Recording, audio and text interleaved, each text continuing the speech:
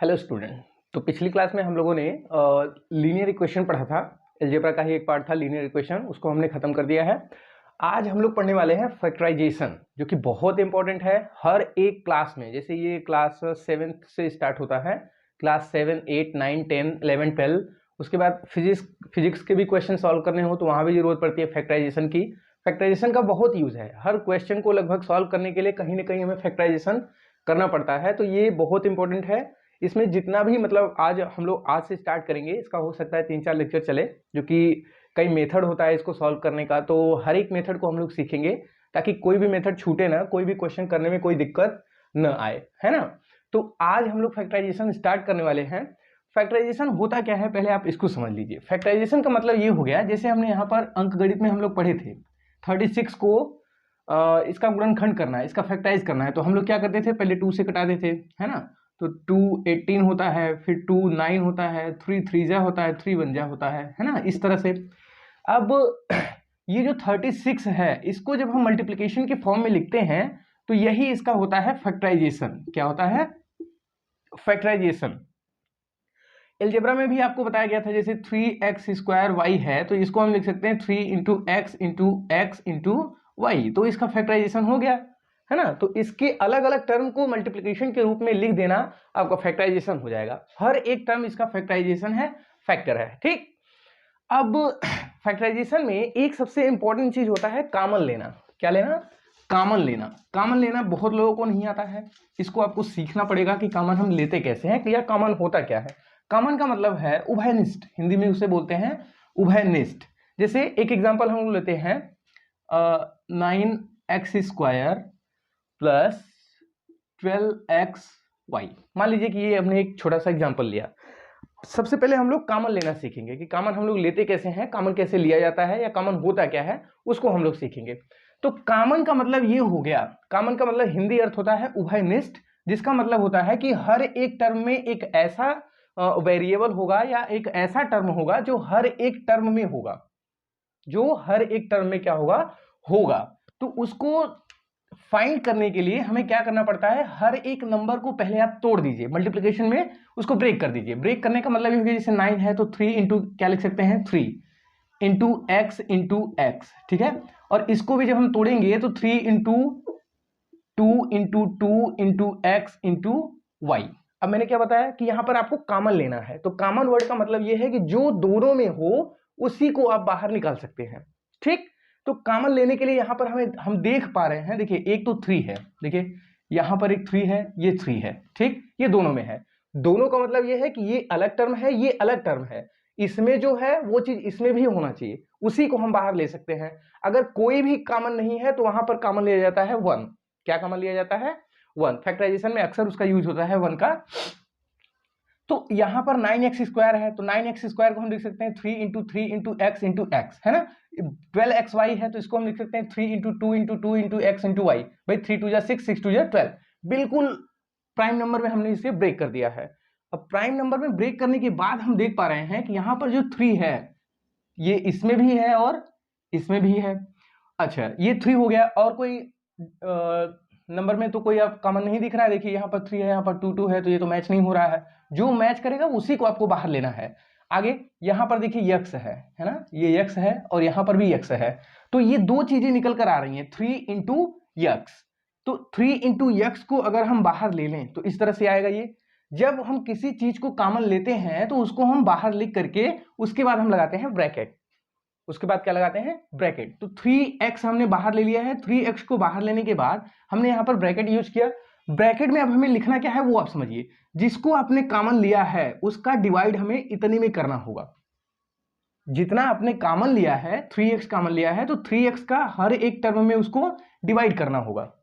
अब डिवाइड कैसे किया जाता है आपको पिछले लेक्चर में हम लोग पढ़ा भी चुके हैं कि डिवीजन कैसे होता है, नंबर्स का डिवीजन कैसे होगा, वेरिएबल का डिवीजन कैसे होगा। अगर सेम वेरिएबल है तो उसमें क्या करते हैं, हम पावर को माइनस कर देते हैं, है ना। अब देखिए अगर हम इसको ध्यान से देखें तो यहां से 3 से 3 एक कटेगा ना। देखिए 3 से 3 कटेगा और यक्स से यक्स कट जाएगा। क्या बचा यहाँ पर? 3 इंटू यक्स। भाई ये दोनों गायब हो गए, ठीक। तो बचा क्या? 3 इंटू यक्स बचा, ये हो गया।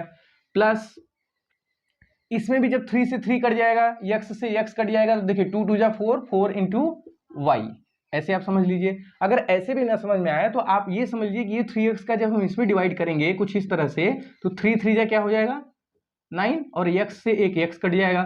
फिर यहाँ पर भी ऐसे ही 3x का डिवीजन करेंगे तो 3 4 जा क्या होता है 12, x से x कट गया तो क्या बचा 4y यहाँ पर बचा और 3x यहाँ पर बचा। भाई यहाँ पर 2x था ना, तो एक x बचा हुआ है, तो हमारा जो आंसर हो जाएगा वो 3x into 3x plus 4y, ये आपका आंसर हो जाएगा फैक्टराइजेशन करने के बाद, है ना।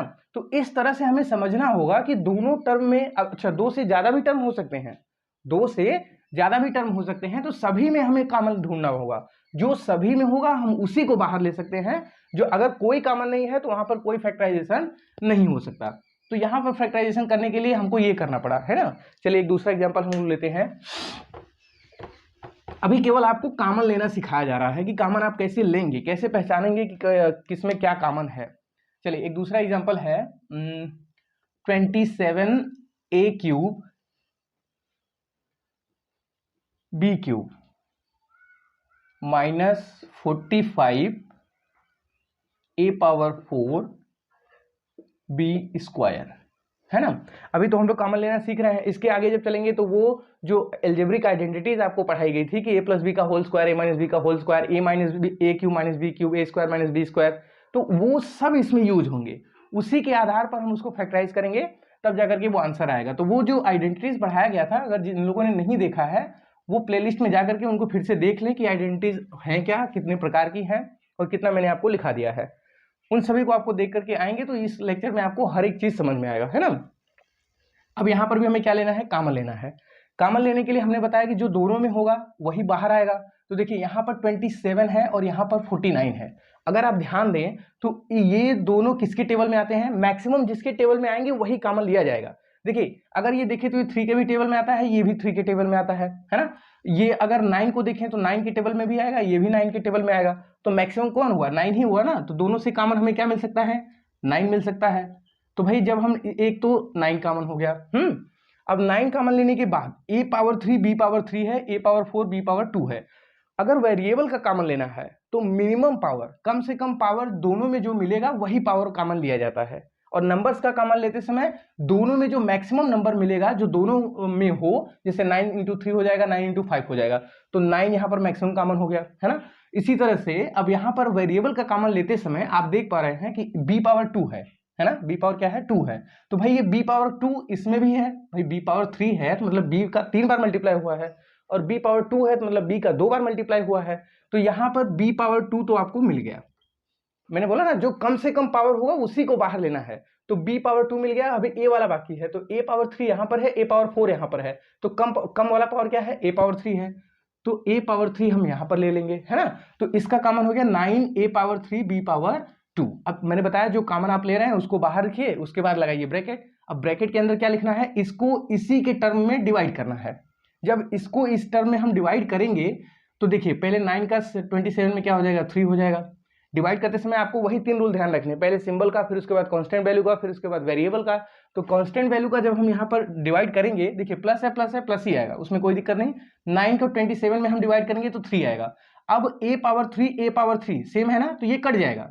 भाई a पावर 3 जब हम 3 में 3 को माइनस करेंगे तो a पावर 0 हो जाएगा, और a पावर 0 का मान क्या होता है, 1 होता है। किसी भी नंबर का पावर अगर 0 हो जाए तो उसकी वैल्यू क्या हो जाती है, 1 हो जाती है। तो यहाँ पर 9 a पावर 3 कट गया, b पावर 3 यहाँ पर है, b पावर 2 यहाँ पर है। अगर हम 3 में से 2 को घटाएंगे तो 1 बचेगा ना, b के पावर क्या बचेगा, 1 बचेगा। भाई यहाँ पर 3 है 2 है, 3 में से 2 घटाएंगे तो 1, b पावर 1, मतलब यहाँ पर केवल 3b बचा। फिर प्लस है, यहाँ पर जो आपने कॉमन लिया है वो प्लस है, और जिसमें आप डिवाइड करने वाले हैं वो माइनस है। तो प्लस का माइनस में डिवाइड करते हैं तो क्या होता है, माइनस होता है। 9 का 45 में अगर आप डिवाइड करोगे तो ये जाएगा 5 टाइम।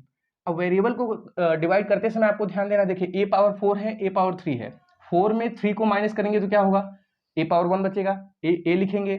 b पावर 2 है, b पावर 2 है, तो ये तो कट गया ना, b पावर 2 b पावर 2। जब पावर भी सेम हो, वेरिएबल भी सेम हो, तो वो कट जाता है आपस में, ठीक। तो अब ये आपका आंसर हो गया, ठीक, ये आपका क्या हो गया, आंसर हो गया। इसी तरह से चलिए एक और एग्जांपल हम लेते हैं, 8 माइनस 4a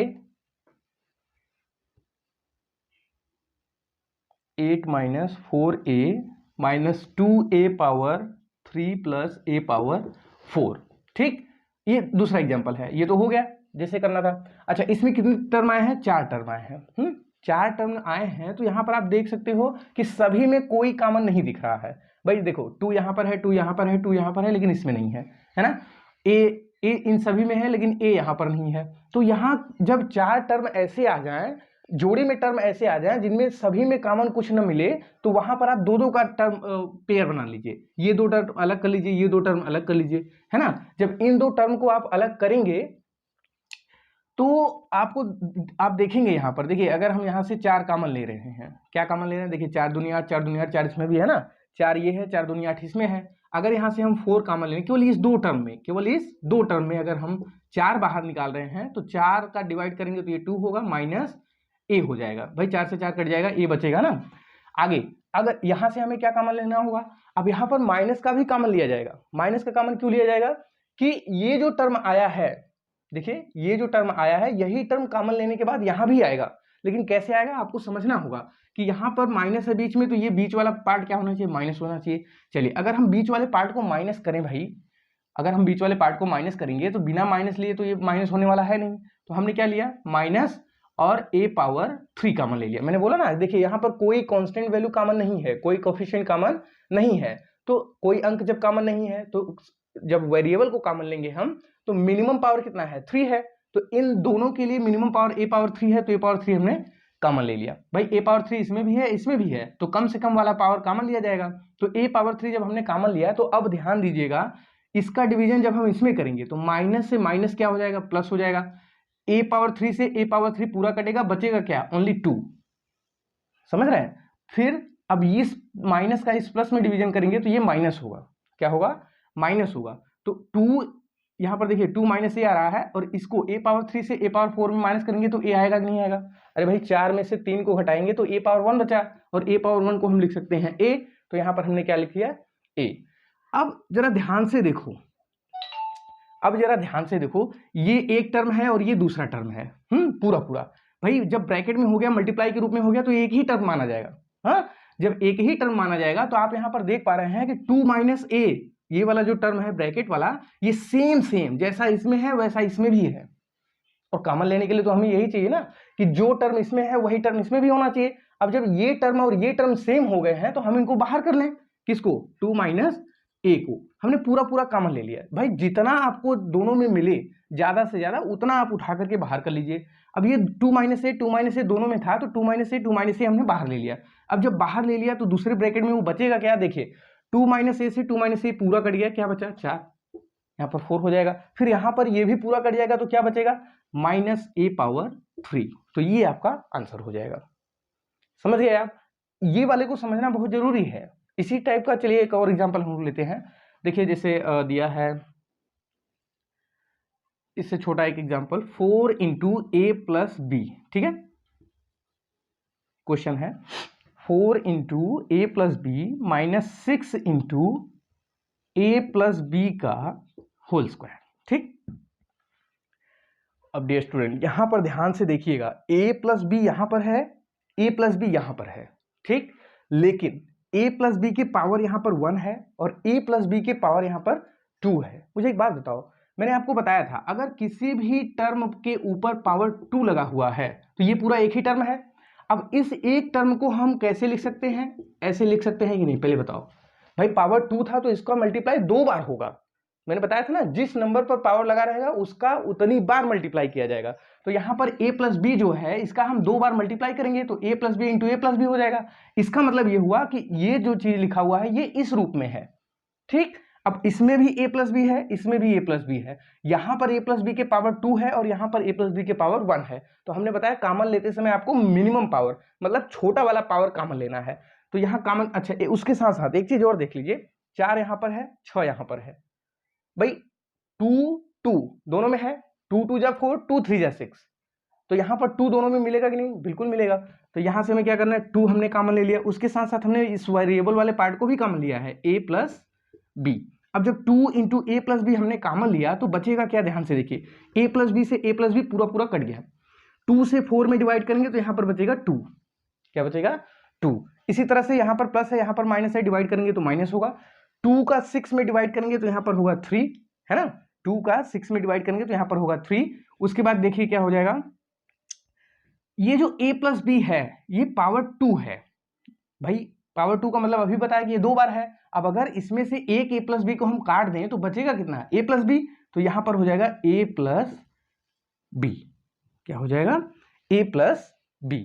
ठीक, तो इतना हमने कॉमन लेने के बाद हमें ये चीज मिला है, तो आपका आंसर यही हो जाएगा 2 इंटू ए प्लस बी बड़े ब्रैकेट में 2 minus 3 into A plus B, ये आपका आंसर हो जाएगा। ठीक, इसी तरह से हम लोग सॉल्व करते हैं, कॉमन लेते हैं। कॉमन लेना आपको आना चाहिए, बहुत इंपॉर्टेंट है। जब तक आप कॉमन लेना नहीं सीखेंगे तब तक आप फैक्टराइजेशन में कंप्लीट नहीं हो पाएंगे, है ना। तो इतने सारे एग्जांपल्स, अच्छा इनको सेट भी करना होता है। देखिए यहाँ पर हमने क्या किया है, दो दो पेयर बना लिया, 2 टर्म का, है ना। 2 टर्म में कितना कॉमन है पहले हमने उसको लिया, फिर हमने देखा कि दोनों टर्म में जो कॉमन लिया है उसके बावजूद दिख रहा है कॉमन, तो उसको आपको बहुत ध्यान से देखना है। फैक्टराइजेशन टफ भी है, इजी भी है। समझ में आ गया तो इजी हो जाएगा। अब देखिए एक एग्जांपल हम लेते हैं, X square plus X Y minus 2x Z minus 2y Z. ठीक है, अब ध्यान से आप देखिए ये 4 टर्म है। कितने टर्म है, 4 टर्म है।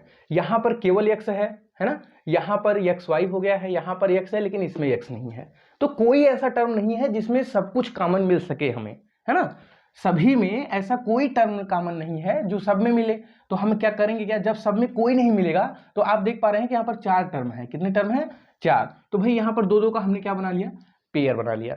अब केवल इन 2 में हमें कॉमन ढूंढना है। तो इन 2 में कॉमन ढूंढने के लिए आप देख रहे हैं x पावर 2 है, x है भाई, x 2 बार है, x 1 बार है। कॉमन लेते समय आप मिनिमम पावर को कॉमन लेंगे, तो यहाँ पर x पावर 1 है तो हम x को ही कॉमन लेंगे। चलिए इन दोनों में से हमने जब कॉमन लिया है तो केवल x निकला।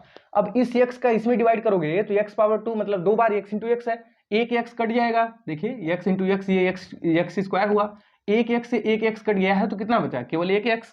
फिर उसके बाद यहाँ पर प्लस, भाई ये प्लस है, प्लस का प्लस में ही होगा। प्लस वाले में दिक्कत नहीं होती है, जैसा सिंबल है वैसा ही आपका आंसर आएगा। अब इसमें एक्स वाई है, एक्स है, एक्स से एक्स कटेगा तो क्या बचेगा, ओनली वाई बचेगा। अब इसका कॉमन तो हो गया, है ना। अब इसमें हमें कॉमन लेना है। अच्छा एक बात बताओ, यहां भी माइनस है, यहां भी माइनस है। अगर हम माइनस को भी कॉमन ले लें तो कोई दिक्कत नहीं है। जब दोनों में माइनस है तो हमने माइनस को बाहर निकाल लिया। 2 यहां पर, 2 यहां पर, 2 भी कॉमन हो गया। एक्स जेड वाई जेड, भाई जेड यहां पर भी है, जेड यहां पर भी है। देखिए जेड जेड, तो हमने जेड को भी कॉमन ले लिया। अब जब इतना कॉमन लिया है तो इसका इसमें जब डिवाइड करेंगे तो माइनस का माइनस में डिवीजन होता है प्लस। 2 से 2 कटेगा, जेड से जेड कटेगा तो बचेगा क्या, ओनली एक्स, है ना। प्लस को आप पहले नहीं लिखेंगे तब भी चलेगा।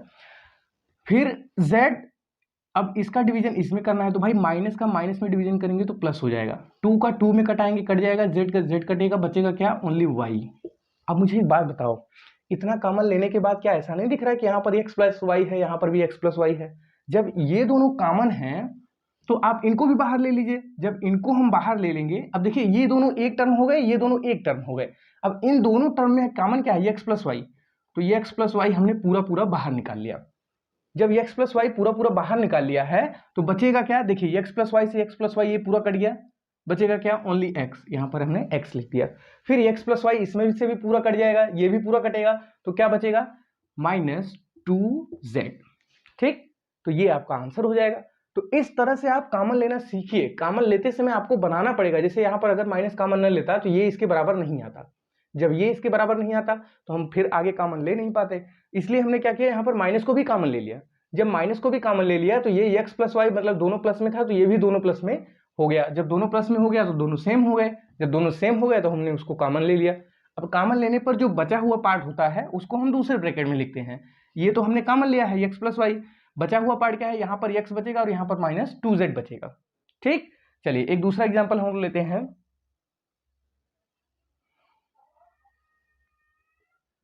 px minus 5q plus pq minus 5x। अब ध्यान से सुनिए, ये एग्जाम्पल बहुत इंपॉर्टेंट है। अगर ये आपको समझ में आ गया है तो मतलब आपको फैक्टराइजेशन बहुत जल्दी आ जाएगा, है ना। देखिए करना क्या है, कोई ऐसा टर्म नहीं है जिसमें सब कुछ हमें कुछ ना कुछ कॉमन मिल सके, सभी में कोई ऐसा नहीं है। तो हम क्या करेंगे भाई, 4 टर्म है, 4 टर्म में हम 2-2 टर्म का पेयर बनाएंगे। लेकिन ध्यान दीजिएगा, अगर हम इस 2 को पेयर बना लें तो हमें यहां पर भी कोई कॉमन नहीं मिलेगा। पेयर हमें ऐसा बनाना है जिसके बीच में हम कुछ कॉमन ले सके। पेयर आपको ऐसा बनाना है जिसके बीच में आप कुछ कॉमन ले सकें। अगर आप ये पेयर बनाते हैं तो देखिए ये px है, ये 5q है, कोई मैच नहीं हो रहा है। यहां पर भी pq है, 5x है, यहां पर भी कोई मैच नहीं हो रहा है। तो इसके लिए पेयर बनाते समय आपको ध्यान देना होगा कि ऐसा पेयर बनाइए जिसमें कुछ ना कुछ आपको कॉमन मिल सके। तो कॉमन मिलने के लिए देखिए इसमें p है, p और किसी में है, बिल्कुल है, ये इसमें है, ठीक। तो ये और ये दोनों साथ ले लीजिए, px प्लस pq, हमने ये 2 टर्म साथ में ले लिया। अब बचा क्या, देखिए 5q यहां पर है, 5q यहां पर है, तो भाई 5 यहां पर, 5 यहां पर, ये भी तो कॉमन मिल रहा है, इसको भी आप इधर ले लीजिए। लेकिन ध्यान रहे, अगर आप इसको इधर ला रहे हैं, इसको इधर ले जा रहे हैं, तो जो सिंबल है वही सिंबल लिखेंगे आप। सिंबल में गलत नहीं करना है। अगर आप सिंबल चेंज कर देंगे तो फिर बाद में आपको कॉमन मिलने वाला नहीं है। तो px ये हो गया, px ये हो गया, qx हमने इधर लाया, pq है ना, तो pq ये आ गया। अब -5q है ना, -5x, अब ये पेयर बन गया भाई। देखिए पेयर ऐसा बना है जिसमें कुछ ना कुछ हमें जरूर कॉमन मिलेगा। देखिए इसमें कॉमन क्या है, p है, p यहाँ पर भी है, p यहाँ पर भी, हमने p को कॉमन ले लिया। बचा क्या, x प्लस q। अब यहाँ पर ध्यान दीजिएगा, x plus q, x plus q, x plus q बच रहा है ना। लेकिन प्लस में तभी आएगा जब आप माइनस को बाहर लोगे, और 5 यहाँ पर, 5 यहाँ पर, 5 को हमने कॉमन ले लिया। अब जब इन दोनों को हमने कॉमन ले लिया है तो ये क्या हो जाएगा, देखिए qx, q प्लस x। अब देखिए ये टर्म सेम आ रहे हैं, सेम आ रहे हैं नहीं आ रहे? अरे भाई इसके जो सीक्वेंस हैं वो चेंज हैं। प्लस में और मल्टीप्लिकेशन में नंबर के सीक्वेंस पर कोई डिपेंड नहीं करता है। जैसे अगर मैं आपसे कह रहा हूं कि 3 + 5 = क्या होता है, 8 होता है, तो क्या 5 + 3 कुछ और होगा क्या, बोलिए? 5 + 3 9 होगा क्या? बिल्कुल नहीं होगा। ये भी क्या होगा, 8 ही होगा। मतलब चाहे आप इसको पहले रख के जोड़िए, चाहे इसको पहले रख के जोड़िए, दोनों का आंसर क्या होगा, सेम होगा। जब आंसर सेम आ रहा है तो मतलब ये दोनों क्या है, सेम है। भले ही ये q + x है, ये x + q है, इसमें कोई दिक्कत नहीं। तो ये हमने क्या ले लिया, कॉमन। क्या कॉमन लिया, x + q। अब जब x + q हमने कॉमन ले लिया है तो इसके सीक्वेंस से हमें डरना नहीं है भाई, q + x है, ये भी x + q ही है, ठीक। अब जब इसको हमने बाहर ले लिया है तो यहाँ पर बचेगा क्या, ये पूरा कट जाएगा तो बचेगा p, और ये पूरा कट जाएगा तो क्या बचेगा, -5। तो ये आपका आंसर हो जाएगा। समझ गए आप? तो फैक्टराइजेशन करते समय कॉमन लेना आपको आना चाहिए कि कॉमन हमें लेना कैसे है, कैसे उसको अरेंज करना है। देखिए यहाँ पर अरेंज करने के बाद हमें कॉमन मिला है। कॉमन तो वैसे दिख नहीं रहा था, अगर हम ऐसे ही डायरेक्टली 2-2 का पेयर बना लेते तो यहाँ पर हमें कुछ मिलता नहीं।